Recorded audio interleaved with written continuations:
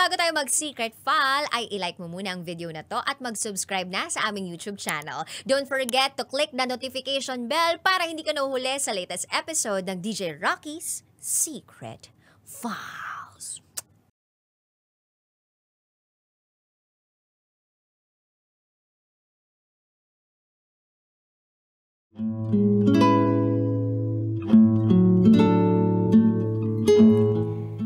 And now, it's time for DJ Rocky's Secret File.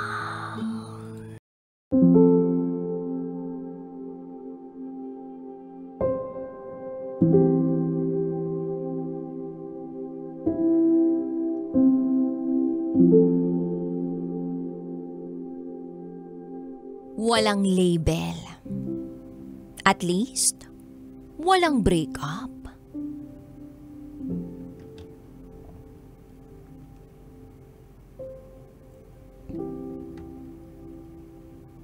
Hi, DJ Rocky.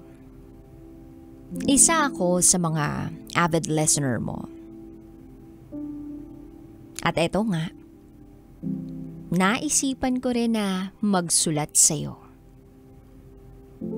Itago mo ako sa pangalang Dri, 29 years old from Cebu. At ito, ang aking secret file.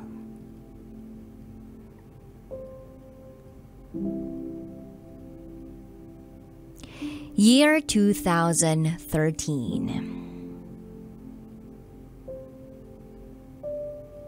Wasted ako.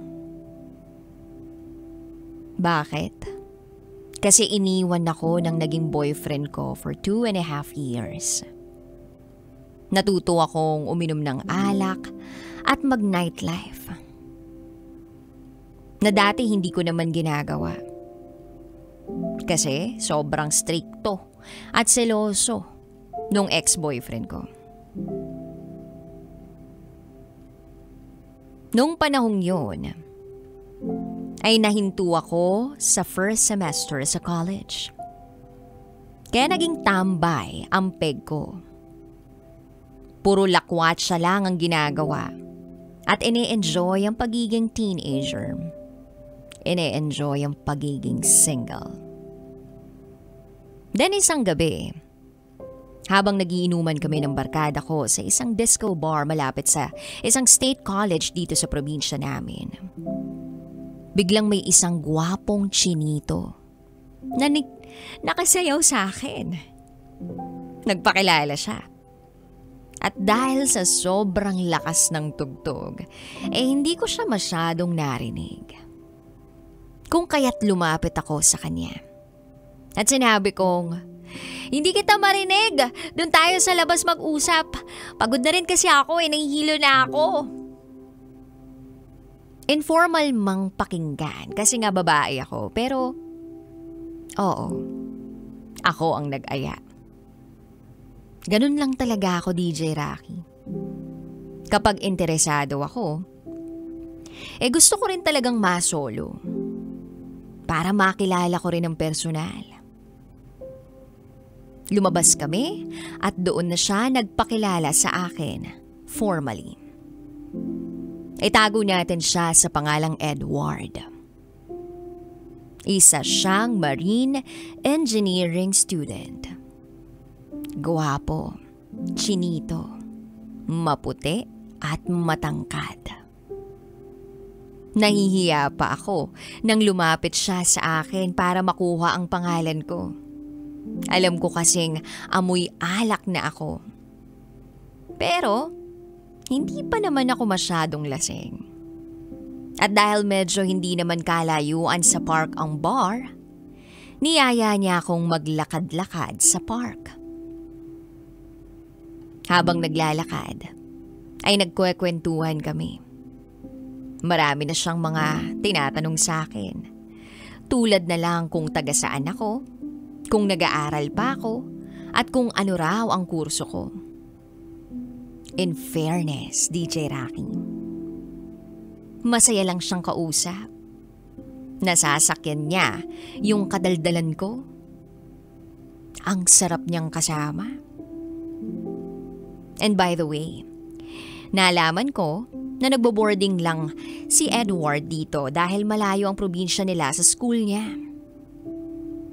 So fast forward, naging textmates na kami ni Edward. Paminsan-minsan, sinusundo rin niya ako sa bahay kapag wala siyang pasok. O pag maaga lang natapos ang klase niya. Kumakain kami sa park, minsan nagiinom kami. At minsan din, ay wala lang, nagkikita lang kami. Nagkukwentuhan. Kung minsan tumatambay rin ako sa boarding house niya para tulungan siya sa mga project niya. Minsan naman, siya ang pumupunta sa bahay. Ganon ang bonding naming dalawa. Masaya siyang kausap, masaya siyang kasama, at ang gaan-gaan ng loob ko sa kanya. Kasi may mga pagkakatulad ang mga sitwasyon namin sa buhay. At hindi lang yun. Kilala na rin siya ng parents ko bilang isang kaibigan. Naging boy best friend ko si Edward. At aminado ako na nahuhulog na rin ang loob ko sa kanya. Because every day, excited ako makita siya. Masayang masaya ako kapag kasama ko siya. Feeling ko, ganun din naman ang nararamdaman ni Edward para sa akin. May mutual understanding na kami, DJ Rocky. Sweet kami kapag magkasama.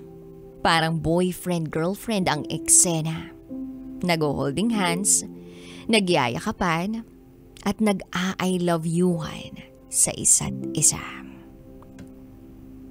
Hindi rin nawawala sa amin yung mga late night conversations. May endearment na rin kami. At ang endearment namin? Babe. Label. Label na lang talaga ang kulang para maging kami officially. Kaya naman noong nagkaroon ako ng pagkakataon na matanong si Edward, nilakasan ko na ang loob ko na tanungin siya. Kasi nga mahal na mahal ko na siya eh. At gusto kong marinig mula sa kanya kung ano ba talaga kami. At kung may plano ba siyang ligawan ako. So ang tanong ko sa kanya ay, Babe, ano ba talaga tayo? Sagot niya sa akin, Huh? Bakit mo naman natanong, babe?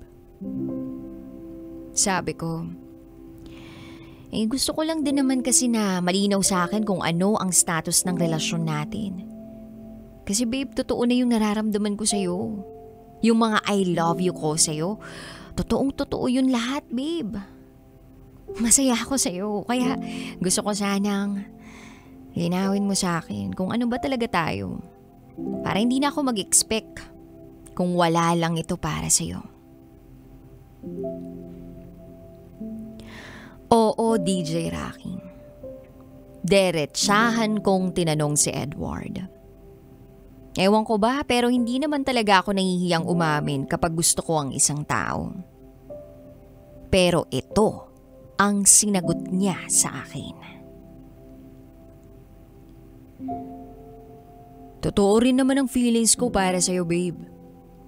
Hindi mo ramdam? Ikaw lang din ang nagpapasaya sa akin. Huwag lang nating madaliin ang lahat, babe. Hindi ka na ba masaya sa kung anong meron tayo?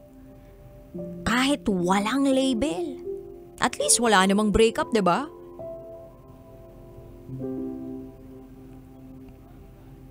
Napatango na lang ako, DJ Rocky. Wala eh. Ayoko rin naman kasing mawala si Edward sa akin.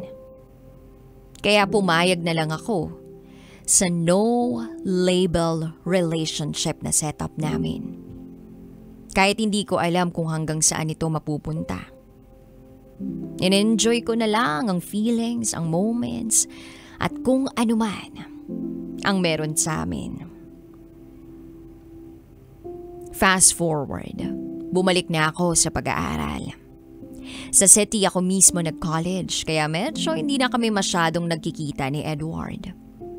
Graduating na rin siya that time.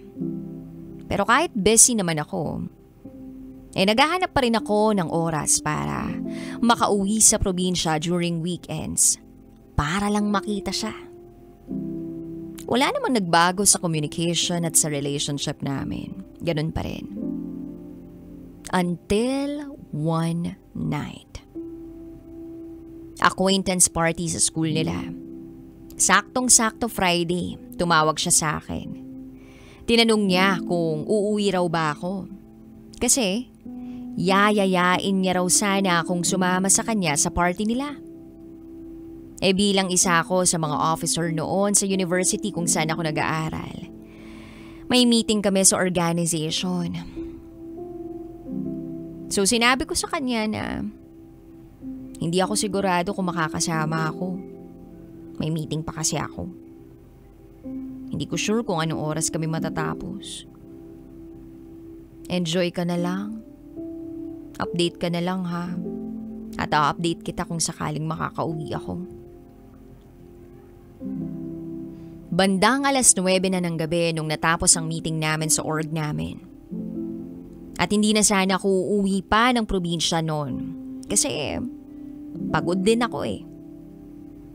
Pero hindi mawala-wala sa isip ko si Edward. At yung mga text message niya sa akin. Sabi niya sa isang message, "Hindi pa ba tapos ang meeting niyo, babe? Tambay na lang muna ako sa kwarto ko.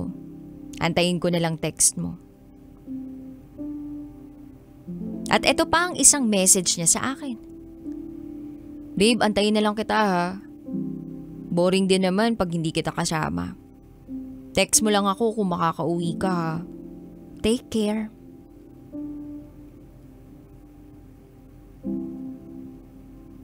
DJ Rocky, napaisip ako. Kung ganito ba talaga kapag nagmamahal ka ng tunay? Kasi sa totoo lang, nung moment na yun, parang handa na akong isugal ang lahat-lahat. Alang-alang sa pagmamahal ko kay Edward.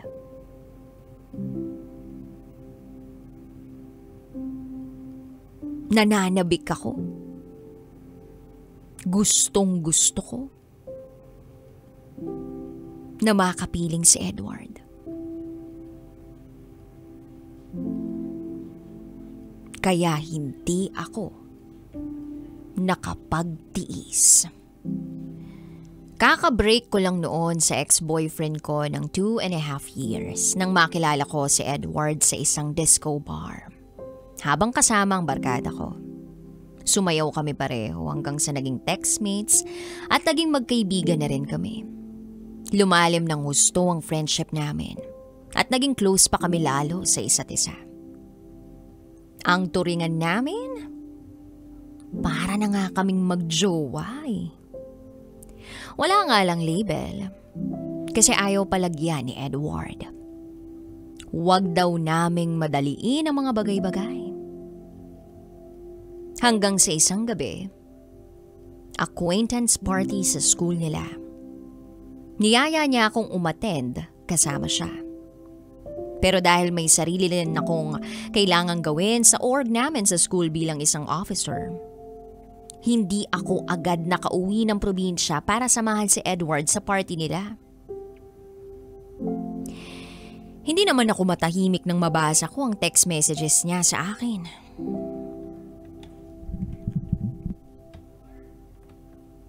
Kung kaya't hindi ko na natiis si Edward.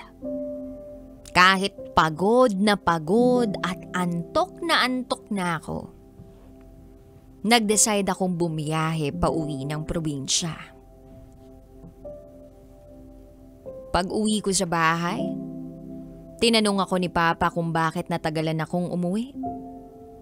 Sinabi ko na lang kung anong dahilan. Agad akong nagbihis at nagpaalam ako kila Mama at Papa naaalis saglit kasama si Edward.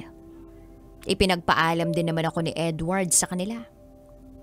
Umalis kami ng bahay at tumambay sa park. Uminom kaming dalawa.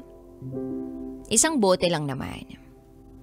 Pagkatapos noon, tumambay ulit kami sa boarding house niya. Kumain kami ng pizza. Habang tinutokso ko ni Edward na baka raw kaya hindi na ako masyadong umuwi kasi may ibang ka-MU na ako sa school namin. Nagtutuksuhan lang kami noon hanggang sa nagkatitigan na kami. At yun na. Nag-kiss kami. First time yun nangyari. Sa tagal naming magka-MU. And yes, DJ Rocky, may nangyari sa amin nung gabing yun. Pagkatapos nun, hindi ako umimik. Binilisan ko ang pagbibihis ko. At sinabi ko kay Edward na, ihatid mo na ako please, gusto ko na matulog. Then sabi niya, babe, galit ka ba sa akin? Sorry, nadala lang ako.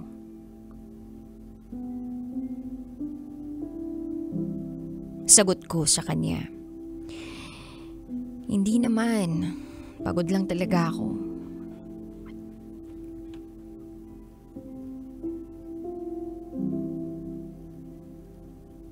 Mahal ko naman siya, DJ Rocky. Ginusto ko rin naman yung nangyari. Kaso namulat ako sa realidad na wala pala kaming label. At hindi ko alam kung saan ako lulugar sa buhay niya. Ayun.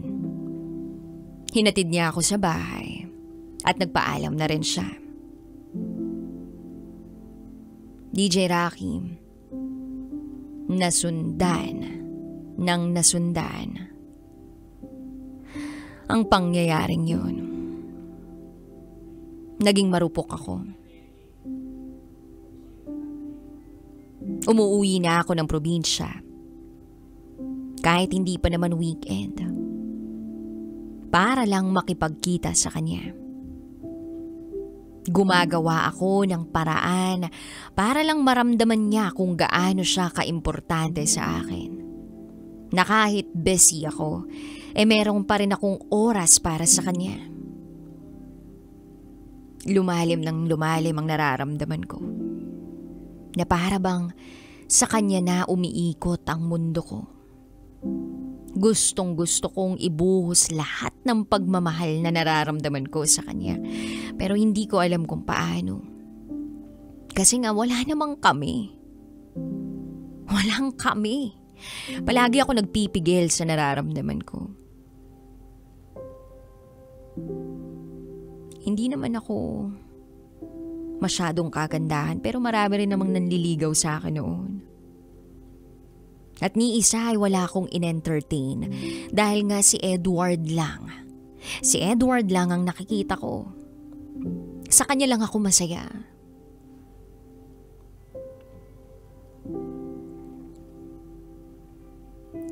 Fast forward. Dumating na yung time ng graduation ni Edward. Unti-unti nang nawawala ang excitement niya na makita ako. Hindi na siya masyadong tumatawag o nagte-text. Ang sakit sa pakiramdam na unti-unting nagbabago ang taong nagpapasaya sa akin. Nasanay akong nandyan siya. Na palagi akong chini-cheer at minomotivate every time na pagod ako sa school. Napakabilis na nagbago ang lahat. Ramdam ko ang pagiging cold niya sa akin. Hindi na siya tulad ng dati. At dahil doon, ang bigat-bigat ng dibdib ko. Iniyak ko lahat ng sakit na nararamdaman ko kasi wala rin akong lakas ng loob na tanungin siya kung bakit cold na siya sa akin. Kasi nga wala akong karapatan. Wala kaming label eh. Friends with benefits lang kami. FUBU.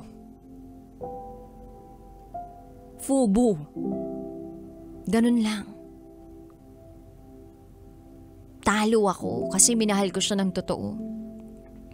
At nagpakaloyal ako. Habang tinitingnan ko yung sarili ko sa salamin, sinasabi ng isip ko, nagmahal ka lang naman. Naging masaya ka rin naman sa kanya. Normal lang na masaktan. Makaka-move on ka rin. Kayanin mo. Ang sakit-sakit. Kasi hindi ako handa sa ending. Nag-text ako noon kay Edward, sabi ko, ramdam kong hindi ka na masaya sa akin. Pero kung iiwan mo na ako at ititigil na natin to, pwede bang wag muna ngayon? Pwede bang next week na lang? Para ma-prepare ko yung sarili ko. Please?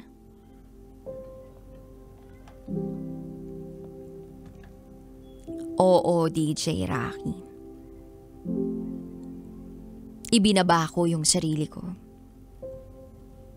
Nagmakaawa ako sa kanya.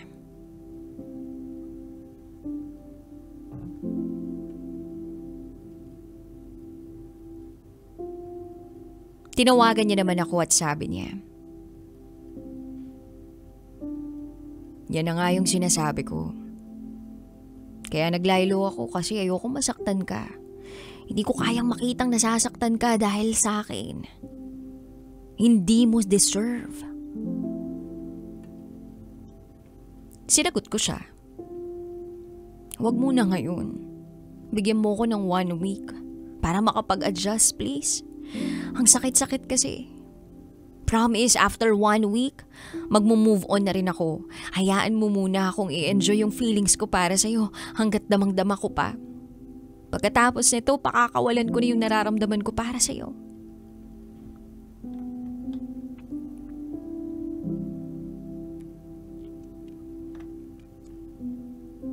Pinagbigyan niya naman ako, DJ Rocky. Same as usual. Hindi niya naman pinaramdam sa akin na matatapos ang ugnayan namin. Pinaramdam ko na lahat-lahat sa kanya. Sinasabi ko sa kanya kung gaano siya kaimportante sa akin at kung ano siya sa buhay ko. Hanggang sa dumating na yung araw na pinag-usapan namin. Nag-text siya sa akin for the first time, sabi niya. Antayin mo ako, babe, kung tayo naman talaga. Magkukrus pa rin ang landas natin in the future. Sobrang masaya akong nakilala kita. Believe me, totoong minahal din naman kita. Hindi lang siguro pa panahon para sa ating dalawa. Babalik ako kapag may maipagmamalaki na ako. Sana antayin mo yung araw na yun. Ingat ka palagi. Mamimiss kita. Doon na natapos ang communication at connection namin. Para akong sinaksak ng paulit-ulit sa sobrang sakit. Araw-araw ako nagmumukmuk sa kwarto at umiiyak. Inaalala lang lahat ng memories namin. Mga masasayang memories na sobrang nag-hit sa akin. Wasak na wasak ako, DJ Rocky. Hindi ko alam kung paano ako nun magsisimula uli. Lumipas ang mga buwan na unti-unti na akong nakaka-recover. Nag-e-entertain na rin ako ng mga manliligaw pero ewan ko kung bakit si Edward pa rin yung naiisip ko. Graduate na ako at nagkatrabaho. Dumaan ang ilang taon, alam kong naka-move on na ako. Dahil hindi na ako affected sa tuwing maaalala ko lahat ng memories namin ni Edward. Hindi na rin ako naiiyak at hindi na nasasaktan. Pinatawad ko rin ang sarili ko sa mga panahong umasa ako sa taong hindi naman ako kayang panindigan. Pero wala akong pinagsisisihan dahil naging masaya rin naman ako. At binigyan ni Edward ng kulay ang puso ko. Ipinagdarasal ko na lang na sana masaya siya kung nasan man siya ngayon. Nag-heal na ang sugat sa puso ko, DJ Rocky. Until January this year, nagparamdam ulit si Edward sa akin through Facebook. Nag-chat siya sa akin at sabi niya, "Hi Dre, kumusta ka? Kilala mo pa ba ako?" Sinagot ko siya, "Hello Edward, okay lang naman ako. Medyo busy sa work. Ba't naman kita makakalimutan? Ikaw nga buti na alala mo pa ako." At sumagot naman siya ng, "Bakit naman hindi? Para namang walang naganap na anuhan sa ating dalawa dati."